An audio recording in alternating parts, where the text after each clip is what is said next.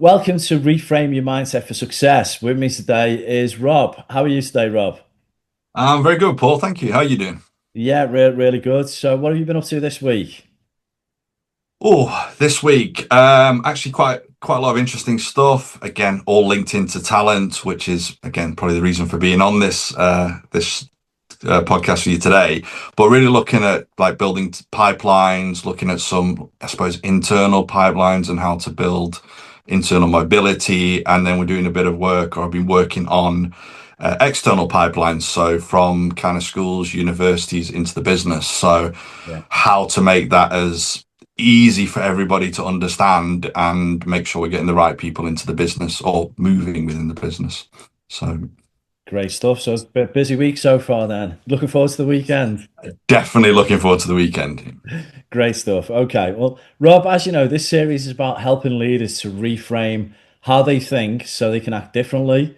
Today, I want us to move people away from talent as a problem to solve and towards talent as a strategic advantage to design. Okay. And I know that you've got extensive knowledge of talent management, talent strategies, and all that good stuff. Okay. So let's start with a question around assumptions then about talent. So, what assumptions about talent or people do you think leaders are still clinging to that will actively hold them back in the future? I think there's probably two parts to that. What I've seen through my career is there's an abundance of talent. There's someone out there who can do this. Go find them. Yeah, And the second part to that is that everyone must want to come and work for this company or this organization, yeah, and almost a lack of awareness of how competitive the market really is and how the options for people in the market are actually really broad, right. and it's not the same way of thinking as it always has been. Yeah, You hear a lot, don't you, in the media, and the amount of vacancies available, and there's so many people looking for work, etc. But that doesn't mean that everyone wants to come work for you, and yeah, that everyone wants to come and do what you want them to do. yeah, yeah, So I think that is probably a big mindset. I'd probably look at it from a scarcity point of view, rather going, all right, there may only be a few people I'm really looking for. yeah, Let me make sure I know what I'm looking for 100%, yeah, understand what good looks like, understand what capabilities are needed to get the output I want, and let me start attracting or enticing people towards us. yeah, Not now because, hey, I'm going to give you a job, because if that's your response, well, company over there is offering a job and over there, and so that can't be the differentiator. yeah, And I think that's probably the mindset that, or the thinking that they need to reframe. yeah. And Okay, okay. you know, And do you think that, because I know companies that I've worked in, sometimes maybe a blind spot can develop. And what I mean by that is that, it's kind of egotistical in a way that we're such a good company in the way that we see ourselves, that we think we're going to attract the right talent. We just think we're going to be able to fill the spots. Do you think that is a good way of explaining it? Like organizations do develop blind spots at times. I think they do, and it's a catch-22, isn't it? Because I think people who stay at companies for a long time add immense amounts of value. But again, I think it sometimes does challenge you to think in another perspective sometimes. Because I mean, I worked at a company for ages and absolutely loved working there, was so passionate. And then if people were going, oh, but we see you like that. Well, I wasn't seeing that. So I challenge it and go, yeah, but it's not like that. It's like this. Well, that's when you're in the business and you see that. When you're outside, if you're on the other side of the fence or the other side of the laptop, how do you know that?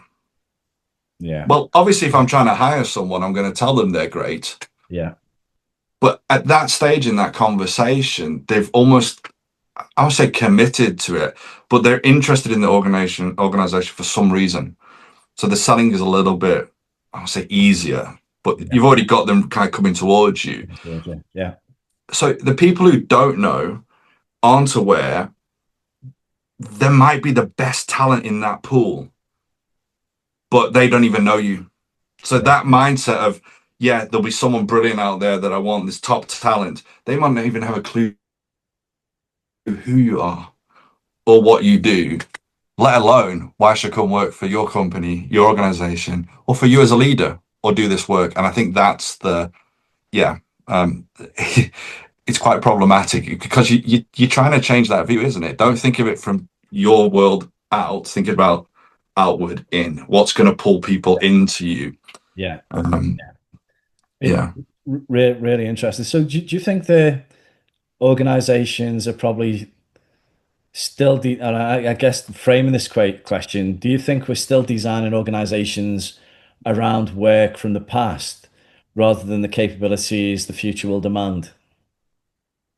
Uh, Definitely, definitely. And I almost want to say, when I was thinking about this, it's like, yes, it is the past, but it's almost like the here and now as well. If we think about kind of talent attraction or trying to fill roles, it's, well, there's immediate need. We need to find somebody now. And what people often do is they'll just pull up an old job description, won't they?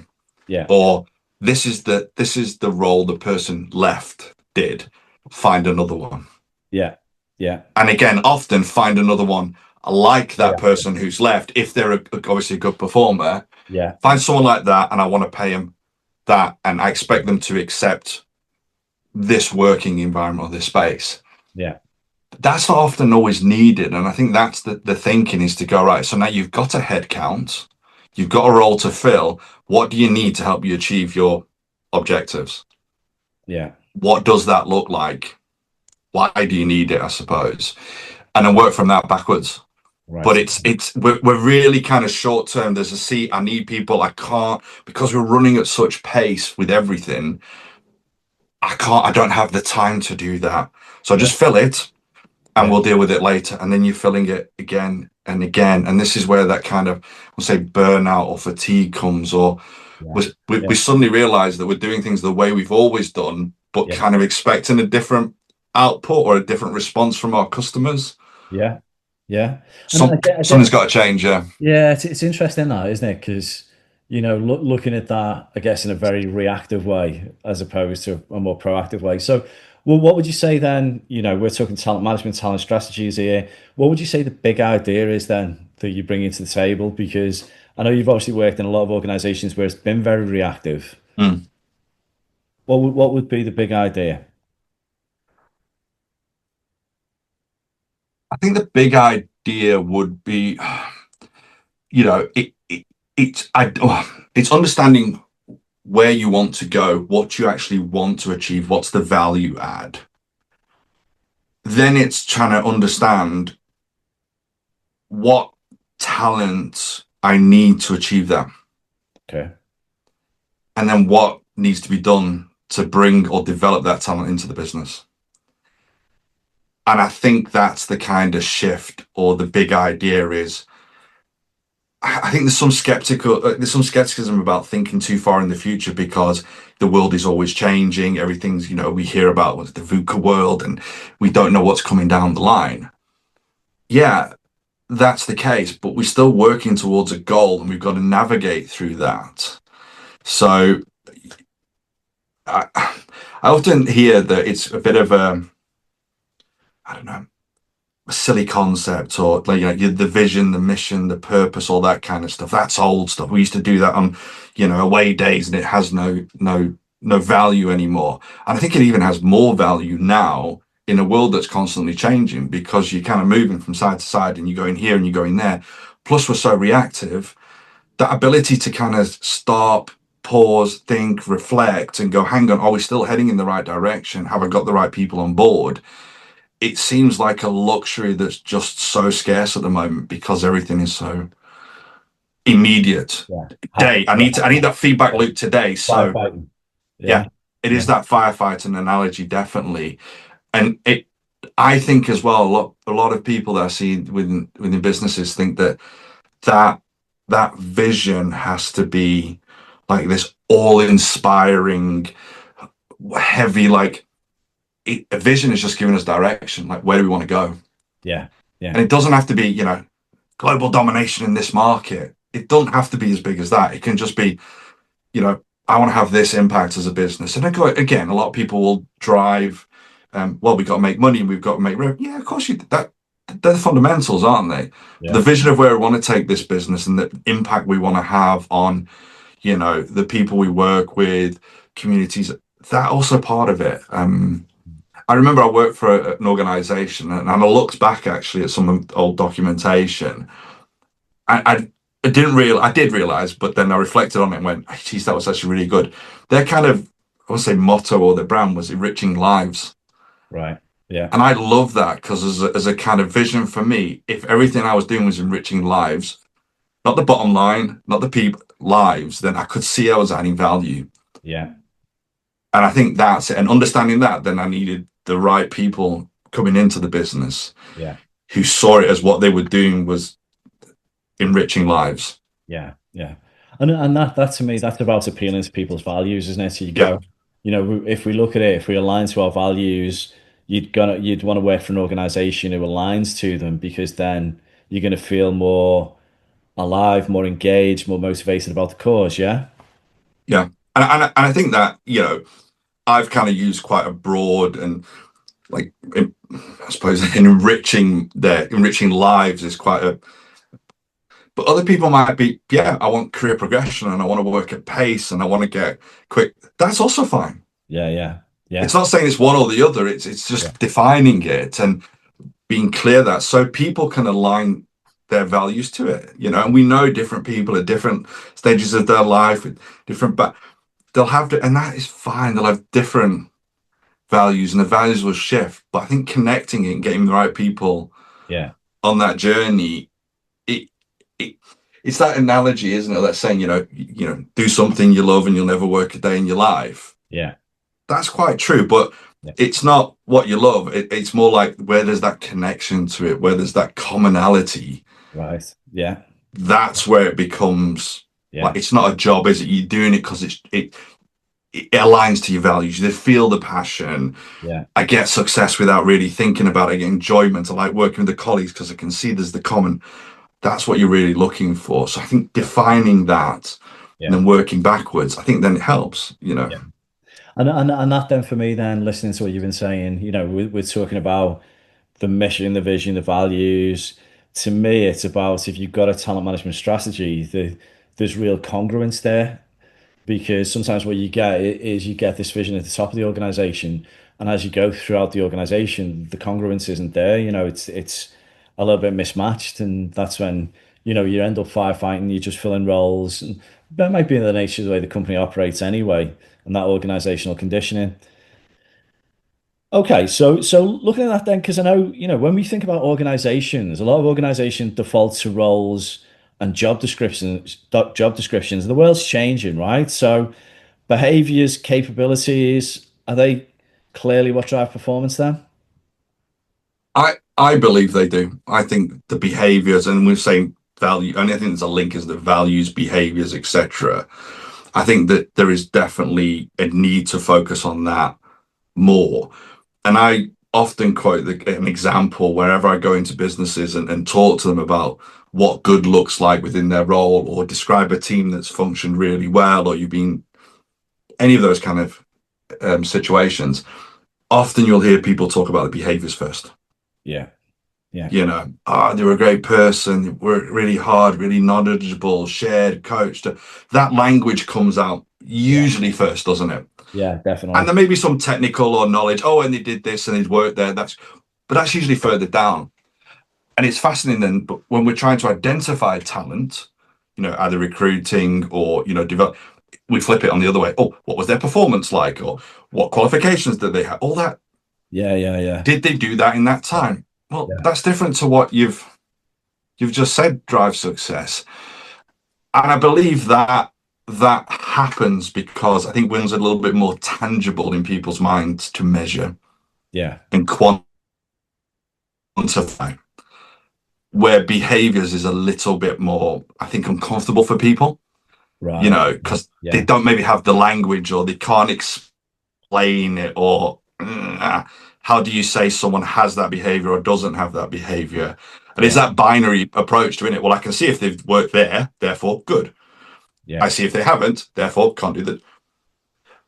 but the behaviors are the drive. If you think about, again, all the people that you've worked, and I suppose people listening and work with, think about, I always say the top five words you'd use to describe that person and why you enjoyed working with them or it was an effective, they'll often be, four of those five would be behaviors. Yeah. That's what you need to look for. Yeah. So on the basis then of if we're being proactive around building and designing the talent strategy, I look at it and go, you do find a lot of organizations that are firefighting. Well, where do you start? Where do you start with this stuff? How would you advise people to proactively start to build this in the right way? I think it would be, I don't want to say simple, but it's never simple. It sounds simple to me because, again, I've been doing it for years. It's just defining those behaviors and understanding what good looks like. Is it people who are, you know, goal orientated, have a lot of resilience? Are they good at collaborating or whatever? I think start with that because I think when you start with that, you suddenly, there's a feeling which kind of pops up that, well, there must be loads of people who have that. So you're starting from an abundance perspective rather than that an abundance, but a relevant abundance, not assuming that there's loads of people who can do this. You actually go, well, there must be loads of people who are really hardworking, passionate, dedicated. That's a more positive approach because it's quite clear. I think that's where you would start, and it's behavior driven. And you're going, all right, so with those behaviors, would they be able to deliver X, achieve Y? Well, actually, would. Right, great. So that makes sense. And you just build that on from there. And I think that makes it a lot easier to kind of identify relevant talents, either for your team or your organization, isn't it? Because Yeah. you will interact with people in different aspects of your day or different parts of your life, and you go, that person, Yeah. really this, really that. Well, I'm going, why couldn't they come and work for me then? Why couldn't they come and work rather than, oh, are they working in X business or Y business, therefore they can't? Yeah. I've got a silly example. I won't name brands, but I remember I stopped somewhere on the way home from work the one day, and the person who was helping me, behind the counter, so passionate and so in it, like couldn't do enough to kind of help me. And I went, oh, that's it. Actually, this is someone who should come work for us. And I said to them there and then, give me your CV, I'll find something for you. And they ended up coming to work for us because of those behaviors. I didn't know his background, didn't know what they'd studied, didn't know where they'd worked. That interaction displayed the behaviors that I knew we were looking for as an organization. Yeah. They ended up working for us. Yeah. So it's that everyone has talent and how do I get them to fit? Where do I place them the best? And it may not be now, Yeah. but if we know where we're going, it might be now and they could come on that journey with us. Well, that's a really interesting concept, by the way. So this thing of everyone's talents is like everyone's got potential. Is that what you mean by Yeah. it? Yeah. Yeah. That's So everyone it's has applying that in the right role. and that's the I suppose the tricky part of it, isn't it? Is that if you start with behaviors, well, I don't know which role to put them into. Well, actually, there's loads of options there because if you think if behaviors are kind of core to delivering value, and what I need to do is kind of top up that kind of technical skill or give them a skill or experience, well, I can do that, can't I? Yeah. Yeah. We think about like learning journeys as well. Like if you're developing your talent, there's people who are curious, who are hungry, who want to learn, who want to consume, who want to empower themselves. Isn't that a great behavior and set of behaviors to have? So all I need to do is show them where they can find that and how to access and how to use it, and then they'll go and do it. Yeah. Yeah. So yeah, again, I'm going to jump to a. I always refer to this because I'm so proud of it as well. Like some of the graduate programs that I've I've run and the success we've had has been based on that behaviors and then supporting people on that journey to explore where best they there's the match, there's that kind of synergy between who they are in the business, etc. And that has been most rewarding because I think about a lot of grads coming out, a lot of people entering into industries or different businesses. They don't really know what, because they don't know what they don't know. Yeah. Like, Yeah. Yeah. so I used to hear a lot of grads going, well, I did really well at this at uni, therefore I want to do that. They didn't even know there was this whole of the world. And I can remember having discussions with them, well, actually, you're going to go here into different areas of the business for different people. No, I don't want to do that. I really like coding or I really like this. And they did it. And then it would end up in a different place Yeah, going, well, I didn't even know that existed. yeah, with you. Yeah. Yeah. So I guess then, if we're looking at proactive talent strategy, for me, the first point to call is we look at the mission, vision, values, and what we do is based on the roles in the organization or the overall leadership model or wherever that might be, we define what are the key behaviors, the most important behaviors for the organization, which allow us then to obviously attract the right talents or to develop the talents within the organization. Yeah. Yeah, Yeah. 100%. It kind of now it although it's like a big, the vision where we're going and how we're going to get there. That feels quite big, but what it does, it actually simplifies it to you can then start engaging and communicating and attracting people who that appeals to them. Yeah. Yeah. And then from a development point of view, you can start shaping a clear journey. So although the kind of vision and that mission, those kind of things seem quite broad, I think what it does is it can work back into kind of clear set behaviors or values, which then attracts people towards your brand and your company. So Yeah. again, it that clear messaging or that clear understanding allows people to go, hey, I'd like to work for that.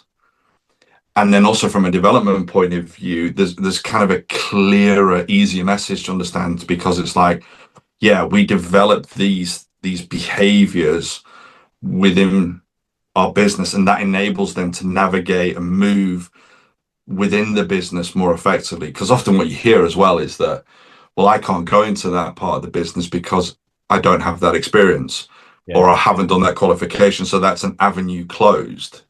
Yeah. But if you think about it, if you broke it into kind of equal thirds between knowledge, experience, and behaviors, well, if we develop the behaviors, they've already got one third of it Yeah. to move over. And actually, I could put them on a quick foundation course here or can give them experience and coaching. Well, then that suddenly becomes an avenue that's open to them now. So it's that kind of positive approach to it Yeah. rather than going, I need to go out and try to find this. And there's a long shopping list of what you want and you're going to struggle to find. So again, starting from that behaviors aligned to where you're going, you kind of purpose, etc. Yeah. That opens up more avenues. Okay. Who do you think does that well? Just out of interest, who would be the flagship? Who would be the, which organizations would jump out to you, or is it? Um, oh, that's a good question. I don't know, to be honest, because it's. I think that if I think of certain brands that do it well, I suppose is that the reality behind the curtain kind of thing. Like, Yeah. Yeah. but I think you get clear sense from certain brands, and I won't name specifics, but again, I think from your listeners' point of view, there's an association with the type of person who kind of work there or the kind of engagement you are going to have. So I think that's a really positive, you know. Certain airlines, you get a sense of okay, it's prestige or it's quite personal, or Yeah. be yourself, or certain brands which are a bit more humorous and so I think that's really good. I think why I'm hesitant to name any is that what's really important is then what you're putting out there as these are the behaviors, this is the kind of the way we interact, that's mirrored when people come in. Yeah. Yeah. Yeah. So it's like, oh yeah, we're innovative with this, we like that, and then suddenly you come in and it's a different reality. Just completely different. Yeah. Then that doesn't work. So I think that's it. And you see with a lot of big brands, don't they? The kind of aspirational brands are often driven by the product, people liking what they deliver, Yeah. with not as much awareness of what it's like behind the product and Yeah. how it works. Yeah. Yeah. And I think that's quite key that you kind of align them as realistically as you can. Yeah. You know, It's interesting, isn't it? Because I'm going back, a number of years ago, and I was at an awards, and I was listening to one of the presentations, and Octopus, they yeah, have been in the market for ever long now, quite a new organization in the energy industry, And what came across very clearly is what they were putting out. Obviously, you could feel was in the organization, so living the values, the culture, all of that good stuff that you go, well, actually, they must be getting something right around the behaviors, the way they attract talents, the way they develop that in the organization as well, because of the story they were telling. Now, don't get me wrong, it's an organization telling their own story at the end of the day, right? So we never do know the full picture. But it just, that kind of rang true for me. I kind of look at it and think, so, we want to attract the right talents, but we've got to build the right strategies to be able to do that. And what you clearly said to me, we need to be very clearly aligned to the mission, vision, and values around where we see the organization going in the future, defining those behaviors that are going to take us into the future, attracting the right talents, and then obviously once we've got it, and I'll look at it and I know you will have worked lots of different levels within organizations. You go, we'll start with the more senior leaders in the organization, and then to mid-level leaders and the pipelining that needs to happen. How do we best go about that? What's the thought process with that then? Because naturally we talk quite a bit about attracting talents. We've got the behaviors right. We're attracting the right talents. How do we then make sure that we're keeping that and retaining the talent that we've got? You see, I'm just thinking about your octopus example there that you described, and I think what's really key. You mentioned that you were at an award ceremony and you were engaging with people that made you feel that they were getting it right. Yeah, And it's interesting you say that because again, it's something we talk to a lot of people that I work with is it's getting out and showing that it's real. yeah, Now, like you said, you heard it was them telling their story. yeah, That's the way to do it. Like having a script and reading from a script or reading it on a website. Like, yeah, no one ever puts, yeah, don't come work for us because we do this. They'll yeah, always put the positive. And what brings it to life is the interactions with the people. So if yeah, you talk about being, I don't know, innovative is often one I hear. Well, for that to be true, you can't have loads of red tape and bureaucratic processes. That's not innovative. That's the opposite. That's rules and process. So I think that alignment between the external kind of messaging and the internal, what it's really like, that comes from people sharing their stories like right. really authentically. Yeah, yeah, yeah, And I think we talked about kind of how do you kind of cascade it down like through the business and make sure it's all aligned. For me, that the most powerful kind of messages are the most simple ones and the most accessible for people. They can get it. yeah, And I think that's quite key because if it needs to be explained over and over again, it's probably not the right one. You've built it to be, I don't know, for the grandiose nature of having one. yeah, But actually, the power of those things is that people connect and they understand it. yeah, And they see that as an opportunity of value and behavior alignment, and it's shared success and shared growth. And, you know, that's what will retain people as well. Because if you're in a place where all that is common and you're, I suppose, having success or you feel like you're adding value, that's stickiness. yeah. Because if you see it and you feel it and you're engaged in it, I look over there and I go, oh, that feels a bit better, or that might be more money or a different title, but yeah, I'm really in synergy and it works here. That's a bigger risk. So that's again, people again, different stage of life, different requirements. They may move for the money, etc., etc. And I always say to people, well, that's great. That you empower yourself, go that way. But they may always come back because at that Yeah. point in time they might move for those reasons, and that's fine. That's what I always say.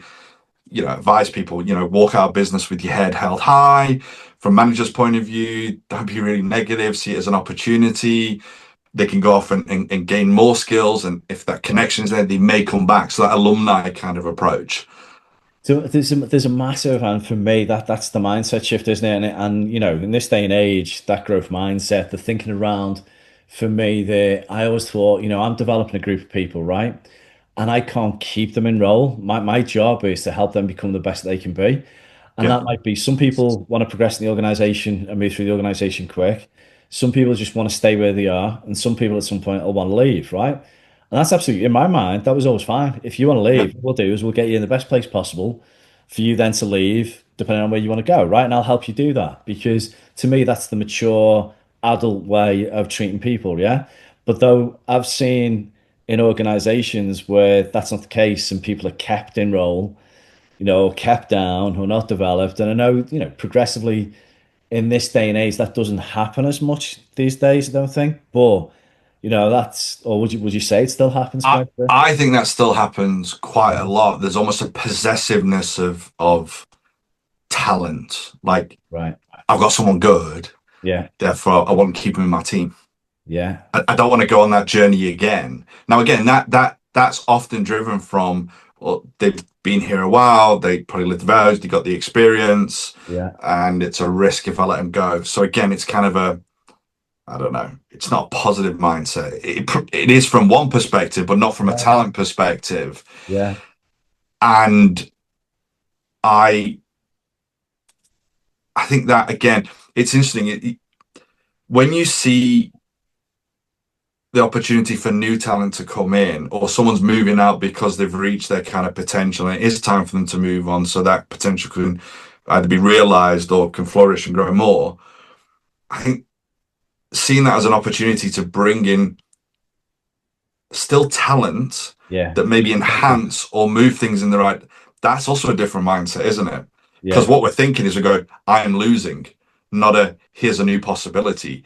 And if I know what good looks like and I know the behaviors, then actually it's less of a risk Yeah. because there'll be someone else in that team who can then step up and play maybe the role or be the kind of like senior or the expert or the coach or whatever within Oh, yeah. it. So Totally. they grow as well. Yeah. So it's this kind Opportunity. of it's Yeah. this thread, isn't it? And Yeah. again, it is that mindset shift of now I want to keep him because it's all working fine. Why would I let him go? Yeah.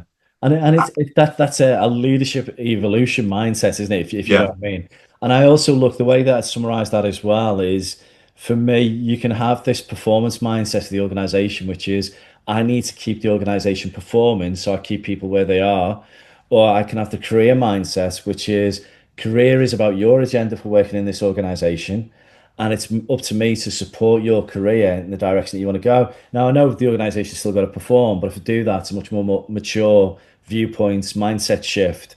And yeah, actually, you're quite right in what you just said. We might bring exciting talent into the organization. It might give somebody else the opportunity, and that's why, 9 times out of 10, you don't stand in someone's way. Yeah.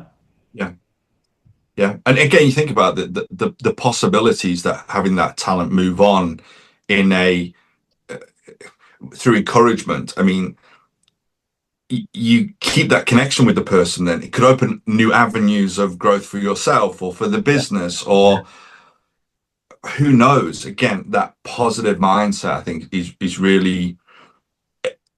I think it might be uncomfortable for people because they don't know. It may not happen. And Yeah. again, from a short-term point of view, well, if it doesn't happen immediate, then I've lost. Yeah. Yeah. Totally. Well, who knows? In a year or two's time, that person might come back and be like, brilliant. Or they might reach out again and go, hey, I know we used to do this. Do you still do that as a business? We've got an opportunity where I am now. Yeah. Keeping that connection open through the kind of supporting people. I think that if we can shift that, I think that's really positive. And I think as well, bringing new, again, so you got the same behaviors, but maybe people from different industries or backgrounds. We spoke about diversity of kind of talent here. It could be all those things, isn't it? Could bring a new lens onto things, could give a different perspective on a challenge that we're facing or Yeah. a solution we haven't been able to find. And I found it really frustrating through my career.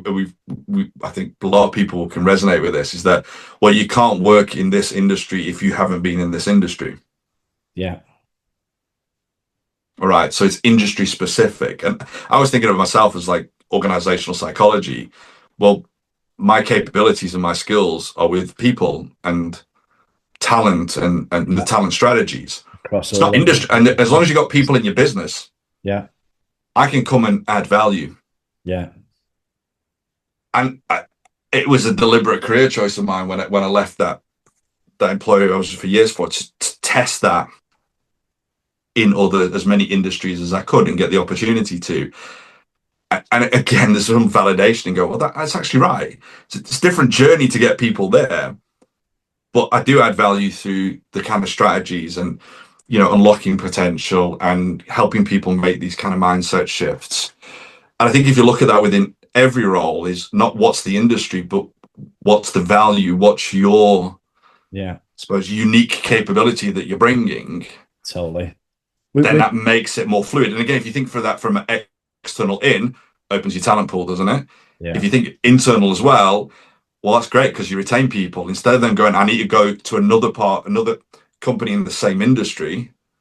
Well, no, you could actually move from this department to that department because there's that potential. So yeah, yeah. yeah, And yeah, it is giving people opportunities, isn't it? Because I look at it and go, what we can do quite easily is pigeonhole people into, well, you just do this or you just do that. And don't get me wrong, some people seem more suited to generalistic roles compared to some people who are more subject matter experts. But what we do tend to do is if we think about stereotyping or pigeonholing, it's exactly that. Is that all of a sudden, first impressions, they say we make them in the first 7 seconds, right? So if you work with someone for however long, then what you do is you then go, well, actually, all Paul can do is leadership development, as an example. And don't get me wrong, that yeah, might be right. That might be something that, for me, that's something that I always wanted to do. I never wanted to do the other types of roles, which is fine, right? But for some people, they might want that opportunity to maybe or be tested in a different type of role, which is exactly what you're saying. What's interesting though is it comes back down to what you started with, is the if we view everyone as talent. And I was thinking, as you were saying about that, and only because I've managed quite a lot of people in my past, and I think, do you know what? So many of them were far more talented than what I was, right? I've developed and worked hard, through the years to maybe shape and do the things that I've been able to do. But I think some of the people, they're really, really talented, right? My viewpoint is the how could I move them on, or how could I help to develop them to really get them where they wanted to go? And you go, and that, if you put the lens on, well, if I look at everyone in my team as talents, and think about, what are their talents? What can I really find out? What's their unique selling point for the future? What's their, what's the type of insights they're going to bring to some kind of role that's better suited for them? And maybe for me as the manager or the leader, that's part of, it's not just always, well, it's up to you to decide. I can actually help them. Do you know what I mean? I'm just thinking about it from a leadership perspective there. But yeah, then go higher within the organization. If you're building talent management strategy, and this is the thing, right? So I've got to jump to the future now. And I've got to talk about the word that we haven't used so far in the conversation, right? Which is artificial intelligence, right? AI. Good yeah. old ChatGPT, Copilot, and all of that good stuff. All the other AIs do exist. Yeah, Yeah, Claude and all that. And, as we go, we've kind of had a bit of a conversation around this. And I know and I was listening to Stephen Bartlett's podcast, and the guy was on talking about AI and saying that all the jobs will be gone in 2 years, the whole world's going to change. I personally can't see that happening in 2 years, right? It's not for me anyway, right? There's that much going on in the world. It just doesn't change that quickly. I know change is coming, but what's your view then on, relating that then, AI, the future, and talents? How do you see all of that stuff? so again, I think most of what I've kind of spoken about has been the behavioral part of it, the person centric and unlocking that potential. And I, to give an example, I'm sure everybody has one where, they've either used AI to answer a question and that's just the wrong answer, or it's not relevant, or what the hell's it doing? Or you've gone into an automated queue and you're trying to pick a option, or you chat into a chat bot and it doesn't give you the answer, and all you'd want to do is speak to a person. Yeah. I think that for me is where it won't take all the jobs in 2 years, because I mean I've got recent examples where I've gone on and I like using technology, and I don't want to seem like a first to use it. I wait a little bit at a time and I build up my kind of confidence with it, but I really do. I still want to speak to people. Yeah, Like it's there was the interesting. other day, like I was getting so frustrated, and I won't name brand. I'm like, I'm trying to do this. All right, I'm trying to do this. You tell me to do that. I've done that. It doesn't work. Oh no, no. So chatting with this AI, yeah. And eventually I went and I searched for how do I chat to someone. And after trying to resolve this problem, it must have been for about a week. Every night after work, I chatted to this person, and they were amazing, and they solved it within 2 minutes Yeah, yeah, because of the context that I had wasn't able to explain to the AI. When I explained it to the person kind of understood it and went, ah, you know what? I think we can come at it from this angle based on what you're saying. Are you happy with that? And I was like, hell yeah, go for that. That's brilliant. yeah, yeah, And I know, there's was it adaptive AI and things are learning. And yeah, I think what's really important thinking about the future is understanding where the value add is from the AI, what value it can add, but then starting from a behavioral point of view, what's the value and what's the potential in the human, yeah, and where do we use them most effectively? yeah, yeah, definitely. And and again, I've used this example quite a lot, and it's showing my age, which also annoys me a little bit because yeah, long in the tooth and yeah, thin on the head. There was an example when so my background in kind of assessments and psychology, etc. I remember a time when we used to do kind of psychometric assessing in a room with a little template afterwards, and used to kind of Yeah, like yeah, add yeah, it up and okay. score it, Yeah, and yeah, based on the good score, old you took days. this paragraph. Yeah, And I remember that happening, and then it was they started putting it onto computers, yeah, which again was almost like a digital version of the paper and pencil test. And I remember the nervousness then around, oh, well, these jobs are going to go because computers will just do it. Didn't really happen. It made it easier because the scoring was a lot, but you still had to click enter and work it out. And then, yeah. Then, again, showing age, I remember everything went online, and there was this massive, all right, so now all the kind of the administrators of the assessments, they're gonna all lose their jobs because you can just send out a link and everybody could do it, or you could get loads of people in a room and they do it and it would just generate it, and you could send it to me sitting in another place, and obviously protecting everyone's data, doing it in the correct way. But there was that mindset that it was going to suddenly replace all those kind of entry jobs, should we say, that the entry point of the psychological career journey. But actually, what it did is it changed their jobs, yeah, because what happens instead of having 10 people in a room, I could now have 100 people being assessed at a similar time. yeah, So that gave a lot more work to those, because they now had to do 100 in a day, or our turnaround times, where before it was 3 days, it actually had to be longer because they had now more to run through than the 10. So the volume changed yeah, significantly, but yeah, there's still an expectation of a quality output. yeah, So it changed their job from being a like I suppose like an operational task driven to an understanding of context and importance and urgency to the business, and having different conversations with them about what good looked like. And actually, I don't really need an integrated report, and I'm looking at these 5 behaviors. Can you just summarize that and say, is there a good match or not? So it yeah, changed it. yeah, And I think a lot of the worry is that I'm not sure if enough people are thinking about that. Where does the person add the value? yeah, And if they haven't designed jobs like that, I throw back the question: why are you not using the tech already?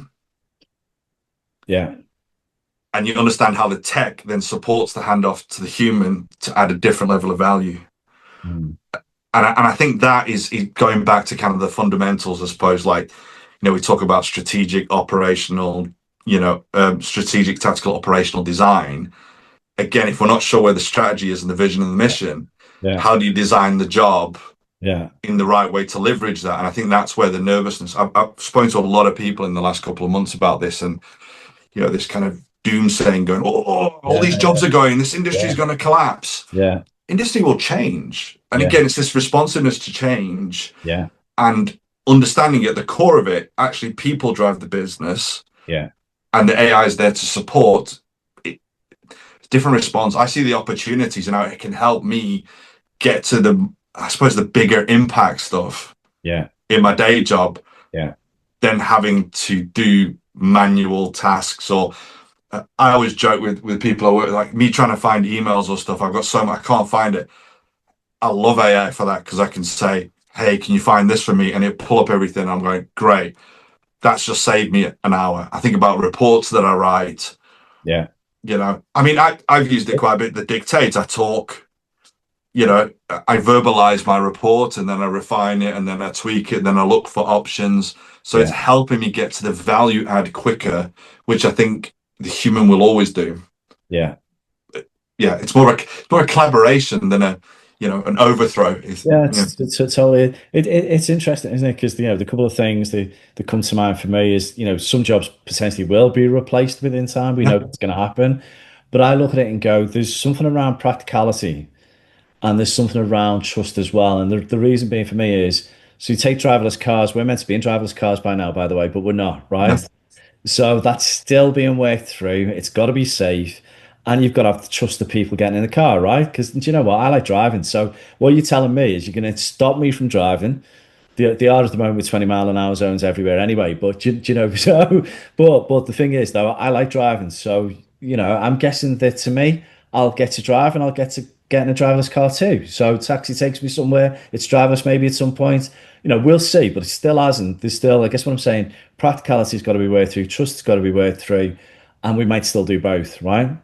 And I was watching a video this morning, well, he's like YouTube or on social media, and the guy's got a robot, and it's one of the, first versions of the robots, and it's in the house, and it walks to a mirror, and it continues walking, I've right? seen that. Yeah, And the mirror smashes, and then the mirror falls on the robot, and then, you've got damage against the wall.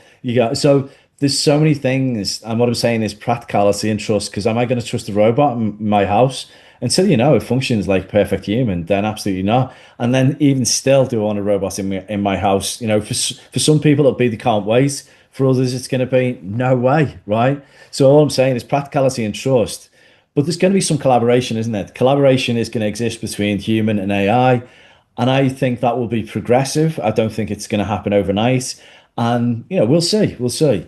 Bringing that back around to talent, though, bringing that all the way back around to talent, then, and linking that into the future.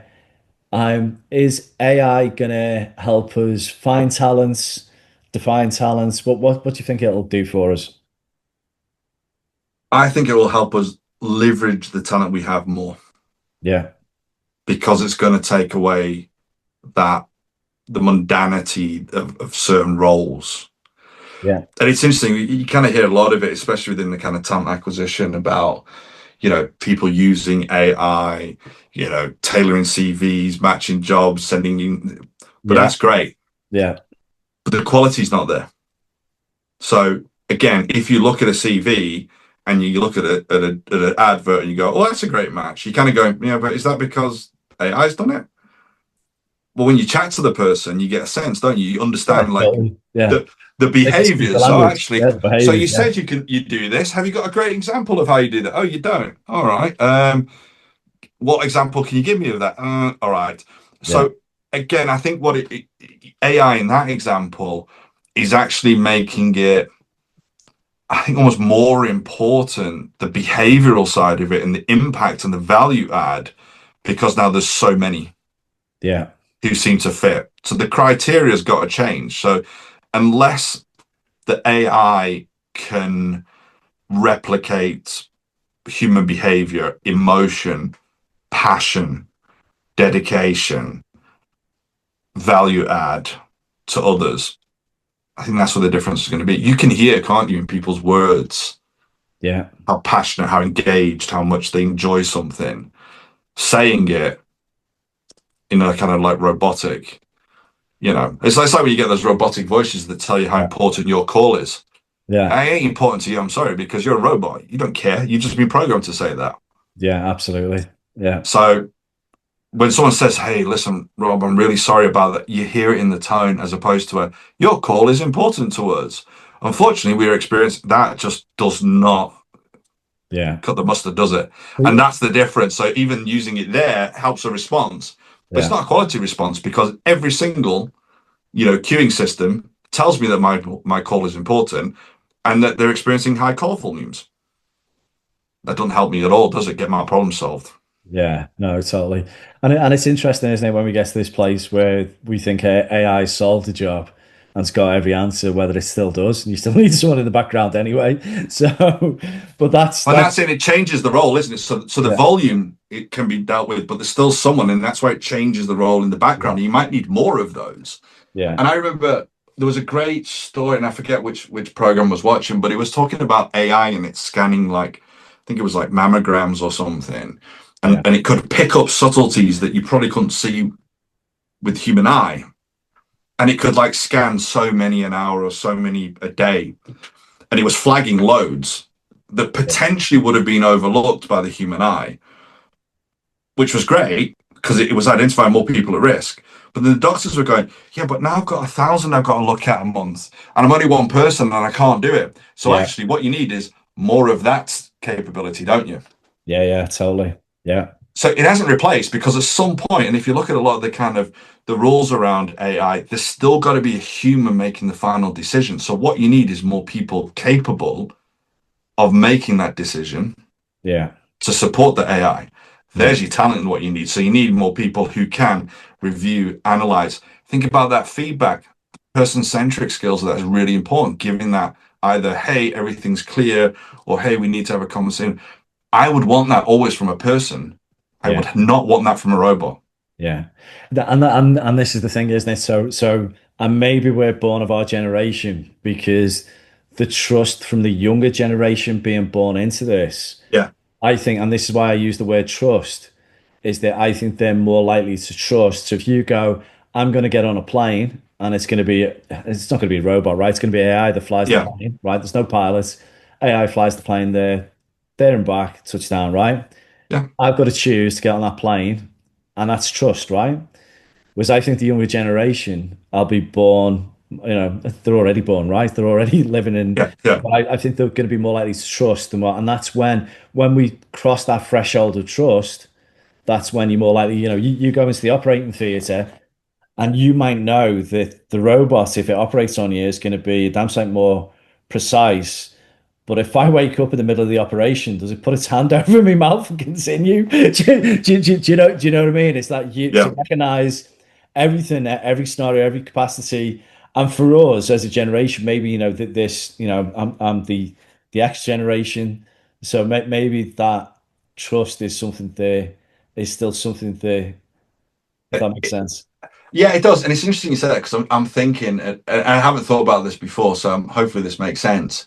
But if you think about where people are using AI and where there's a lot of trust, and you talk about the generation now that are using it, there was probably instances in all the generations where there was something new which we trusted Yeah. and engaged with to a point, and then there was a negative response or impact of using it, and then we changed our behavior. Yeah, yeah, definitely. So if you think about it and we go back to like driverless cars, the moment my car's got a cruise control, it'll hold its lane, it'll keep the distance. There's some point that I'm going to engage that myself based on what's happening. Yeah. And it's the same if you think about it with like the flights or, I love how people say, yeah, well, I use AI and it books my holiday and it was all great. Yeah, it didn't go on the holiday with you though. Yeah. It Yeah. didn't enjoy it for you. And if it recommends you a hotel at some point, which it probably would, which you don't like, Yeah.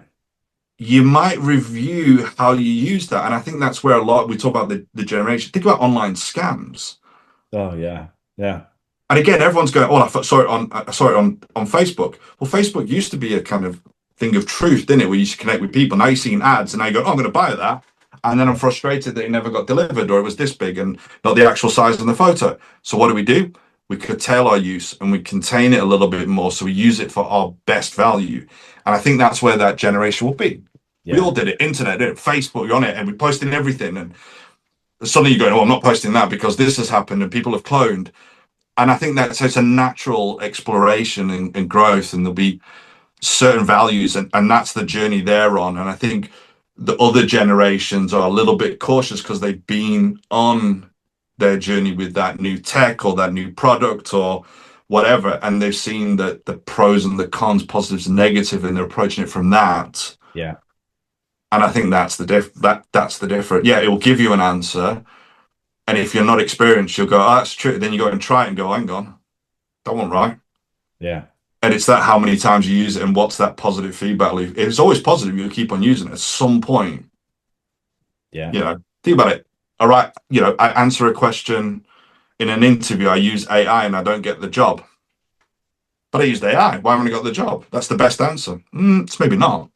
So Yeah. do I use it the next time? Maybe Maybe, not.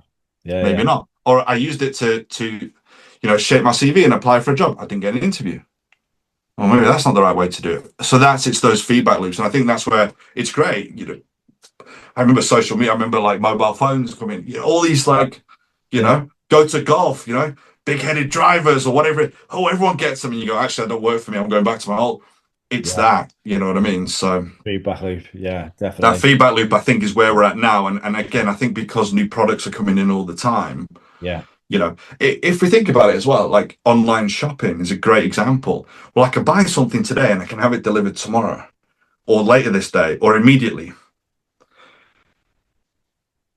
But then it doesn't arrive. Or Yeah. it's I have all these frustrations because it was the wrong size. I got to ship it back.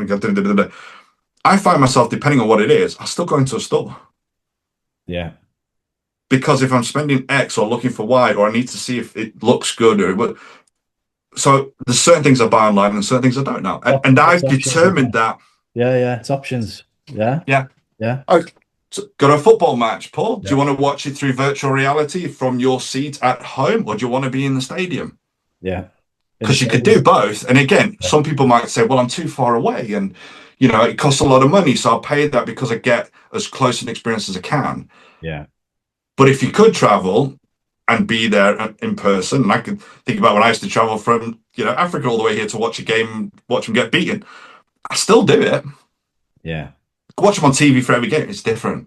And I think that's it. Once you understand the value you're trying to get out of the moment or out of the tech, etc., you start using it, I think, more effectively.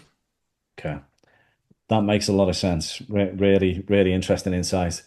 So, on the basis of just finishing off and rounding off, because it's been really fascinating discussion. Obviously, we've been talking about talents and then ended up talking about the future and AI is no I had surprise. to throw golf and football in there, though, didn't I, at some point? So Yeah, perfect. Yeah, absolutely. And the question is, has AI helped you with your golf swing? Yeah, or playing football? But that's all to come, I suppose, right? it's helped me narrow down my next golf courses to play, Oh, there but we I've go. still got to decide which one I want to play. Yeah, It absolutely. it gave me a list of like top 5 courses in this price range, in this distance. If I want to shoot a good score, this one might be easier. And I'm going out, which do I want to achieve? So it has helped me because it's taken 1,000 courses and given me 10 to look at. Yeah. So yeah, I mean, I don't think that AI is not good enough to sort my swing out so I can hit it as far as like, you know, Dushambo or whatever his name is. Yeah. Yeah, maybe I just get it up and like press a button and it'll hit it. But I'm not playing golf then. I might as well be playing PlayStation golf. So yeah, Well, when the robots come, I'm just looking forward to them being me caddy. And you know what? The AI is going to complain. I wasn't built for this. yeah. I can't wait for the AI and stuff to like clean the house and do the washing Yeah. and do all that mundane. Again, Go, the go, go low. and get me with the paper. Go and get me a beer. Yeah, I want to say the low value, but it's that high, that repetitive stuff that you kind of going, oh man, yeah, like yeah, carry my bag. I like that one. Robot caddies, that'd be good. Yeah, as long as it doesn't tell me how bad my shot is, or I You know, should have sank that putt, then I'll be all right. it's funny, isn't it? Because in one respect, I'm going, I wouldn't have one in my house. In the next respect, I'm going, but I'll send it to shop for the paper. And Yeah, it can stay outside. I don't want it in the house, like don't do creepily any looking. shopping. Yeah, yeah, Yeah. It's yeah. like I think like a delivery, like drone deliveries. Could you imagine like you got your headphones on Oh, and suddenly get hit oh in my the head God. by a drone because delivering you. Totally. Yeah. I Yeah. just don't. How can that ever be a good idea? But we'll see in the future. We'll see what happens next. So just as a last piece of advice, then, when it comes to obviously relating it all back to talent, then what would you say, Rob? I think for me it's that we've spoken about seeing everyone as talent, and I suppose you could reframe that a little bit and go, everybody has talents. Everyone has your capabilities which will add value. Yeah, Can you match them to achieve your goals and their goals? And I think that's where you get that kind of synergy of capability and value add. I think that's what you need to be looking at, understanding what value is, understanding what talent or talented people you need, and then working to bring them together. Sports a great analogy, isn't it? Teamwork, etc. Different people, different personalities, same goal, same direction. It works. Can't explain why it works. Well, you can if you think about it, because you've got the right people in the right positions yeah, at the right time. Same motivate. So I think that would be for me. If you start with that kind of everyone is talent, how can we leverage that? How can we unlock that value or potential in them? And that changes your view on how you go out into the world and start either looking for it or look internally and how to develop it. great stuff. Okay, so when are you next playing golf? When are you being a keen golfer? I think I'm going to Morocco for my birthday in March. Excellent. Yeah. So I have had a look and there's about 10 golf courses within like a couple of minutes drive or whatever. So that's what I've got AI to pick for me. Which ones? Now I just need to book it. So yeah, it'll be March. I need to get to the range actually and start practicing. Get the cobwebs out of my swing from not playing at all during the winter. So yeah. Okay, I'm sure it'll be pretty fine from playing golf with you in the past. For anyone who doesn't know, Rob's an exceptional golfer. So, well, we'll round off there with obviously a bit of praise for your golf, but also thank you very much for sharing your insights on all things talents. Much appreciated, Rob. Thank you very much. Absolute pleasure, Paul.